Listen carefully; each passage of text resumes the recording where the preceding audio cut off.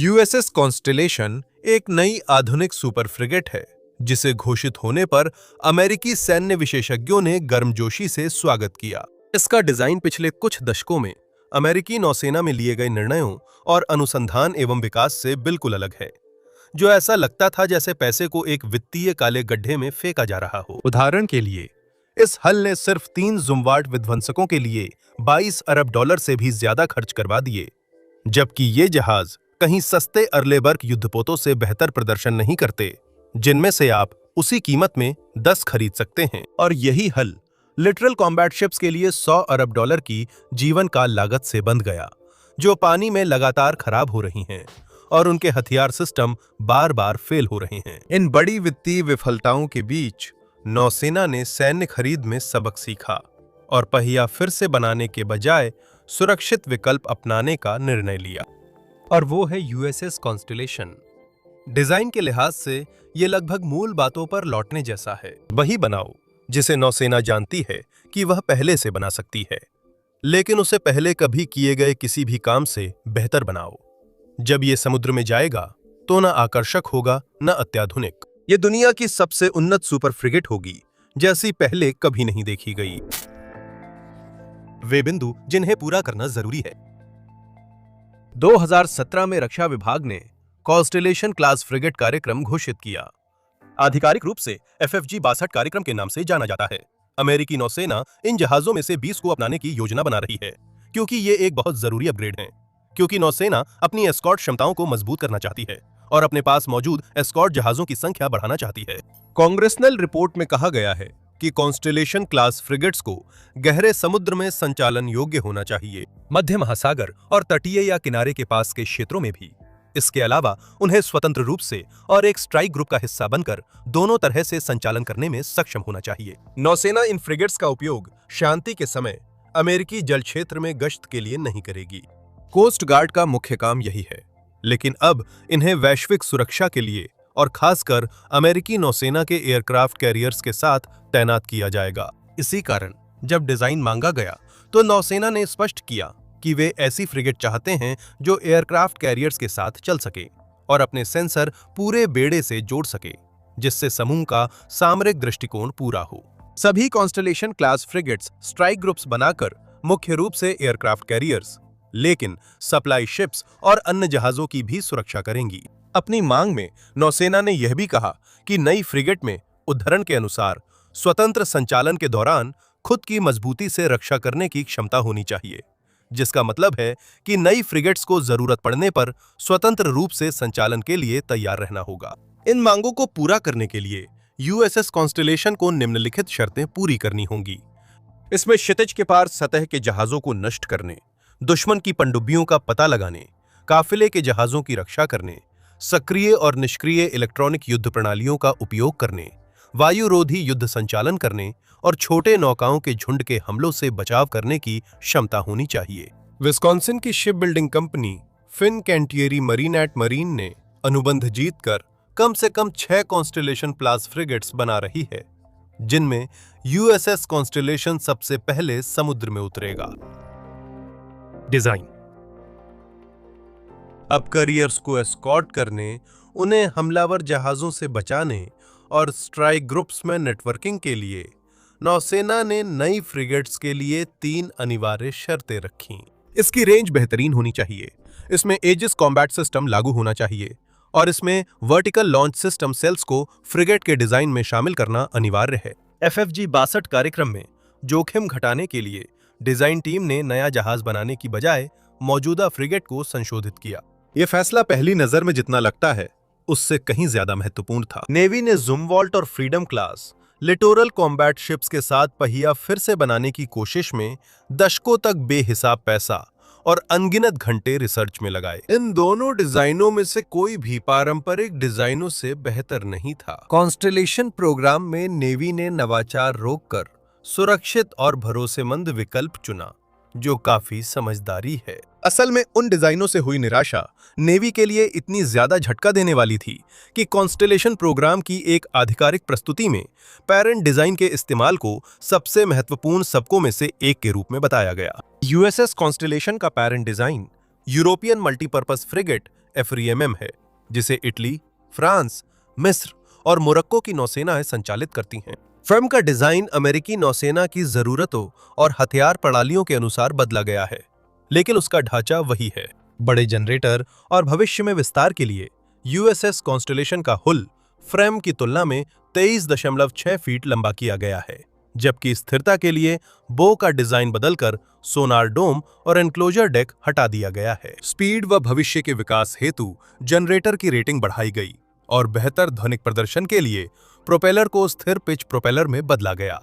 भविष्य की तकनीक और वहन क्षमता बढ़ाने के लिए विस्थापन 500 टन बढ़ाया गया और नौसेना के हथियारों के लिए ऊपरी संरचना बदली गई, जिससे कॉन्स्टेलेशन का प्रोफाइल FREMM से छोटा हो गया।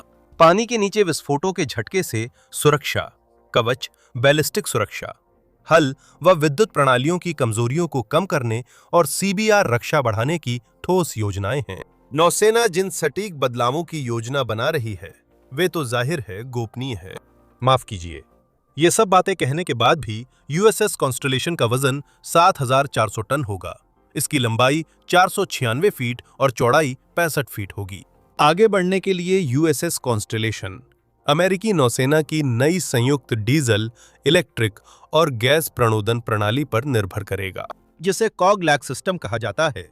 वह इटालियन नेवी की FREMM फ्रिगेट में इस्तेमाल होता है और यह डीजल जनरेटर से चलने वाले इलेक्ट्रिक मोटर्स का उपयोग करके काम करता है। अगर जहाज के कमांडर को ज्यादा गति चाहिए तो गैस टरबाइनों का भी इस्तेमाल किया जाता है, ताकि प्रोपेलर को शक्ति मिल सके।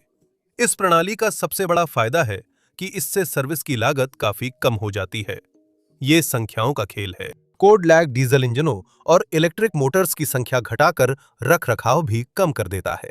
यह नौसेना के लिए खास था, क्योंकि उनकी लिटोरल कॉम्बैट शिप कार्यक्रम में इंजन फेल होने की समस्या थी। कॉग-लैक पारंपरिक डिजाइनों से कम शोर करता है, क्योंकि इसमें इलेक्ट्रिक मोटर्स प्रोपेलर को नियंत्रित करती हैं और प्रोपेलर शाफ्ट व डीजल जनरेटर के बीच मैकेनिकल कनेक्शन नहीं होता, जिससे जनरेटर को जहाज के हुल से अलग रखा जा सकता है। यह डिजाइन जहाज को शांत बनाता है, जो पनडुब्बियों से मुकाबले में अहम है।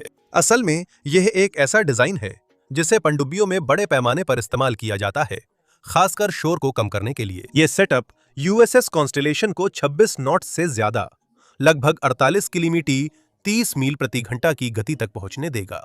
एयरक्राफ्ट कैरियर्स के साथ एस्कॉर्ट मिशन में जहाजों के लिए सबसे बड़ी चुनौती उनकी रेंज है, क्योंकि निमिट्स और Gerald R Ford class carriers परमाणु रिएक्टरों से चलकर लगभग असीमित रेंज रखते हैं। USS कॉन्स्टेलेशन और सभी कॉन्स्टेलेशन क्लास फ्रिगेट्स नौसेना के मौजूदा विकल्पों पर अनिश्चित सुधार होंगी। उदाहरण के लिए अर्लेबर्ग क्लास डिस्ट्रॉयर्स की रेंज करीब 4000 नॉटिकल मील है, जबकि कॉन्स्टेलेशन क्लास फ्रिगेट्स की रेंज उससे लगभग 2000 मील ज्यादा होगी, वो भी 16 नॉट्स की स्पीड पर। कॉन्स्टेलेशन पर लगभग 200 लोग सवार होंगे और जहाज पर मौजूद सभी हथियारों और डिटेक्शन सिस्टम्स के अलावा, जिनके बारे में हम अभी बात करेंगे, इसमें 60 सीहॉक हेलीकॉप्टर और एक MQ-8C फायरफ्लाई स्काउट मानव रहित हेलीकॉप्टर भी होगा। क्रू के पास 2, 7 या 11 मीटर की रिजिड हल इन्फ्लेटेबल बोट्स होंगी, जिनसे वे अन्य जहाजों या किनारे जा सकते हैं। शस्त्रागार USS कॉन्स्टेलेशन विध्वंसकों जितना सुसज्जित नहीं होगा, क्योंकि इसका मुख्य काम कम खतरे वाले क्षेत्रों में है, लेकिन इसके हथियार सिस्टम आसानी से बदले जा सकते हैं और अलग-अलग खतरों से निपटने के लिए डिजाइन है। सबसे अहम ऑनबोर्ड हथियार वर्टिकल लॉन्च सिस्टम है। फ्रिगेट शब्द अब आमतौर पर उनके गाइडेड मिसाइल रोल से जुड़ा है और अमेरिका नौसेना में वर्टिकल लॉन्च सिस्टम सेल्स बढ़ाने को लेकर बेताब है। सबमरीन शामिल नहीं है। अभी नौसेना के विध्वंसक और क्रूजर पर करीब 8100 VLS सेल्स हैं। चीन के पास अभी करीब 4200 VLS सेल्स हैं और वो इन्हें बढ़ाने की योजना में है, जबकि रूस के पास कम से कम 764 सेल्स हैं, जिनकी हमें जानकारी है। तार्किक रूप से, जब आपके दोनों बड़े प्रतिद्वंद्वी हथियार क्षमताएं बढ़ा रहे हैं, तो आपको भी ऐसा करना होगा, भले ही मिलकर भी वे आपकी मौजूदा VLS सेल्स के बराबर न हों। वर्टिकल लॉन्च सिस्टम नौसेनाओं को मोबाइल लॉन्च प्लेटफॉर्म देते हैं, इसलिए ये महत्वपूर्ण हैं। अगर प्रक्षेप्य दागने वाला पोत पीछा करे, तो आप प्रक्षेप्य से नहीं बच सकते।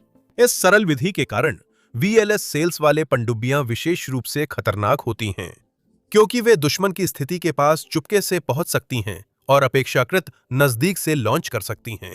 USS कॉन्स्टेलेशन के मुख्य कर्तव्य एस्कॉर्ट होंगे और VLS सेल्स काफिले को धमकी देने वालों पर तुरंत हमला कर सकेंगे। ये फ्रिगेट्स को जमीनी सैनिकों के लिए फायर सपोर्ट मिशन पर बेड़े से अलग होने की भी अनुमति देगा। हालांकि ये संभावना कम है कि नौसेना इसे इस रूप में इस्तेमाल करेगी जब तक कि बिल्कुल जरूरी न हो। USS कॉन्स्टेलेशन VLS सेल से इवॉल्व्ड सी स्पैरो और स्टैंडर्ड नेवी मिसाइल दागेगी। हमारे पास बस यही आधिकारिक जानकारी है। विशेषज्ञ मानते हैं कि 32 मार्क 41 VLS सेल्स में या तो रैम 162 ESSM और रैम 174 ERAM मिसाइलों में से एक या दोनों रखी जाएंगी। रैम 162 एक सी स्पैरो मिसाइल है जो जहाजों को मिसाइलों और विमानों से बचाने के लिए सतह से हवा और सतह से सतह पर मार करती है। ये मिसाइल मार्क 4 से तेज है और 27 नॉटिकल मील में सुपरसोनिक हवाई खतरों व सतह लक्ष्यों को इंटरसेप्ट कर सकती है। ये USS कॉन्स्टेलेशन का मुख्य हथियार है जो दूसरे जहाजों के खिलाफ, साथ ही कॉन्स्टेलेशन या उस एयरक्राफ्ट कैरियर पर दागी गई मिसाइलों के खिलाफ भी इस्तेमाल होगा जिसकी ये रक्षा कर रहा होगा। इसकी लागत करदाताओं को कितनी पड़ेगी? खैर, हर मिसाइल की कीमत करीब $1.5 मिलियन है, बस नाम मात्र की। हालांकि ये अभी भी रैम 174 की $4.3 मिलियन की कीमत से कहीं सस्ता है। 174 मॉडल, जिसे ERAM भी कहते हैं, एक एक्सटेंडेड रेंज एक्टिव मिसाइल है। ये अमेरिका में बड़े पैमाने पर बन रही है और करीब 500 सेवा में है। जैसा कि नाम से पता चलता है, इस मिसाइल की रेंज 162 की तुलना में बेहतर है, जो हवाई लक्ष्यों, खासकर दूसरी मिसाइलों के खिलाफ लगभग 130 नॉटिकल मील है। और अगर इसे जमीनी लक्ष्यों पर दागा जाए तो ये रेंज 250 मील से भी ज्यादा हो जाती है। यह स्पष्ट नहीं है कि कॉन्स्टेलेशन एक या दोनों मिसाइलें ले जाएगा, लेकिन इनका उपयोग मिसाइल, विमान और जहाज नष्ट करने में होगा जो स्ट्राइक ग्रुप पर दूर से हमला करेंगे। इसके अलावा इसमें रिम 66 स्टैंडर्ड मीडियम रेंज मिसाइलें भी लगी होंगी, जिनका मुख्य रूप से सतह से हवा में मार करने वाली मिसाइलों के रूप में इस्तेमाल किया जाता है। ये मिसाइलें 92 नॉटिकल मील तक की दूरी को कवर कर सकती हैं और इन्हें एंटी शिप मिसाइलों के रूप में भी इस्तेमाल किया जा सकता है। मुख्य anti ship missile Norwegian naval strike missile है, जिसे अमेरिका में RGM 184A कहा जाता है और कॉन्स्टेलेशन में 16 होंगी। इस मिसाइल में 120 किलोग्राम 260 पाउंड का वारहेड है, जबकि RM 174 का 140 पाउंड वारहेड इसके मुकाबले हल्का लगता है। हालांकि अंतर हथियार प्रणालियों के उद्देश्य में है। NSM दुश्मन के जहाजों को समुद्र में डुबोने के लिए बनी है, जिसमें ज्यादा ताकत लगती है, जबकि रिम मिसाइलें दुश्मन की मिसाइलों और विमानों को रोकने के लिए बनाई गई हैं, जिसमें उतनी ताकत नहीं लगती। तो अगर कोई दुश्मन की मिसाइल इन सभी सुरक्षा व्यवस्थाओं को पार कर लेती है तो क्या होगा? तब RM 116 rolling airframe missile launch करने का समय आ जाता है। इनकी रेंज 9 किलोमीटर से कम है, लेकिन ये मिसाइलें बेहद फुर्तीली व तेज मार्क 2+ हैं और इनका मुख्य उद्देश्य एंटी शिप मिसाइलों के विरुद्ध पॉइंट डिफेंस है। 2013 से अमेरिकी नौसेना ने CRAM electro optical weapon system के साथ RM 116 का उपयोग शुरू किया, जो इसे लक्ष्यों तक मार्गदर्शन करता है। यह सिस्टम इंडिपेंडेंस और अर्लेबर क्लास के जहाजों पर इस्तेमाल हो रहा है, इसलिए यह संभव है कि यही सिस्टम कॉन्स्टेलेशन क्लास फ्रिगेट्स पर भी लगाया जाएगा। अंत में USS कॉन्स्टेलेशन को बोफर्स की 57 मिमी नेवल ऑटोमेटिक गन से भी लैस किया गया है। हवा और सतह के उन लक्ष्यों को नष्ट करने के लिए डिजाइन की गई है जो बहुत करीब आ जाते हैं। ये गन 57 बाय 438 मिलीमीटर के राउंड्स को 220 राउंड प्रति मिनट की दर से फायर करती है। ये छोटी नाव को प्रभावी रूप से डुबो सकती है और 8 और आधा किलोमीटर या लगभग 28,000 फीट की दूरी तक विमान को गिरा सकती है। यह सुनिश्चित करता है कि दुश्मन का कोई भी धातु का ढांचा स्ट्राइक ग्रुप के पास न पहुंचे। अब ये सभी हथियार प्रणालियां निश्चित रूप से नौसेना की अपनी नई सुपर फ्रिगेट श्रेणी के लिए तय की गई सभी आवश्यकताओं को पूरा करती हैं, लेकिन पनडुब्बियों का मुद्दा अभी भी हल होना बाकी है। जब मैं ये वीडियो बना रहा हूं, तब तक ये स्पष्ट नहीं है कि कॉन्स्टेलेशन में पनडुब्बी रोधी हथियार होंगे या नहीं। हालांकि कहा गया है कि भविष्य में पनडुब्बी रोधी हथियारों को शामिल करने की योजनाएं हैं, लेकिन ये USS कॉन्स्टेलेशन की पहली यात्रा में शायद नहीं होंगे। कॉन्स्टेलेशन के मार्क 41 वर्टिकल लॉन्च सिस्टम को अमेरिकी नौसेना के मौजूदा पनडुब्बी रोधी हथियारों से लैस किया जा सकता है, जिससे जरूरत पड़ने पर इसे पनडुब्बियों के खिलाफ उपयोग किया जा सकता है। डिटेक्शन सिस्टम और एजिस का कार्यान्वयन। फ्रिगेट पर डिटेक्शन सिस्टम भी हथियारों जितना ही अहम है और इस मामले में कॉन्स्टेलेशन अच्छी तरह सुसज्जित है।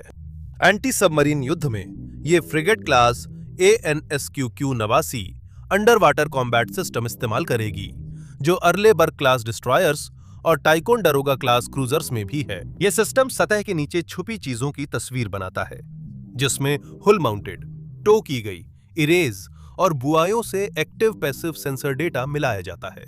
कॉन्स्टेलेशन TB-37 टो की गई एरे सोनार, थेल्स वेरिएबल डेप्थ सोनार और ANSLQ-25 निक्सी टॉर्पीडो डिकॉयज पर भी निर्भर करेगी। ये डिकॉयज अमेरिकी युद्धपोतों पर आम है और टॉर्पीडो को जहाज से दूर करने वाले सिग्नल छोड़ते हैं।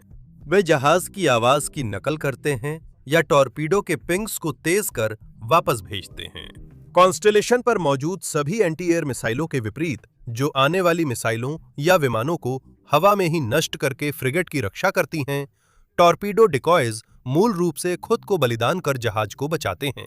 पूरी कॉन्स्टेलेशन क्लास में एयर सर्विलांस के लिए ANSP-Y6 रडार का नया वर्जन और ANSPS सरफेस सर्च रडार लगाए जाएंगे, जो अन्य युद्धपोतों में भी हैं।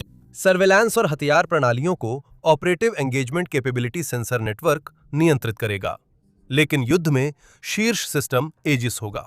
एजिस ग्रीक देवी एथेना की ढाल के नाम पर एक नौसैनिक हथियार प्रणाली है, जो हथियारों को ट्रैक और गाइड करती है। मेरे लिए एजिस एज ऑफ एम्पायर्स 2 का एक चीट कोड था। USS कॉन्स्टेलेशन के लिए एजिस कॉम्बैट सिस्टम जरूरी है, ताकि वो अन्य जहाजों के साथ रियल टाइम में जुड़कर खतरों का सामूहिक रूप से सामना कर सके। संयुक्त राज्य अमेरिका के अलावा यह कई मित्र देशों की नौसेनाओं द्वारा भी इस्तेमाल किया जा रहा है और USS कॉन्स्टेलेशन को अंतर्राष्ट्रीय मिशनों और हस्तक्षेपों के दौरान मित्र देशों के जहाजों के समान फील्ड ऑफ व्यू होने का स्पष्ट रूप से लाभ मिलेगा।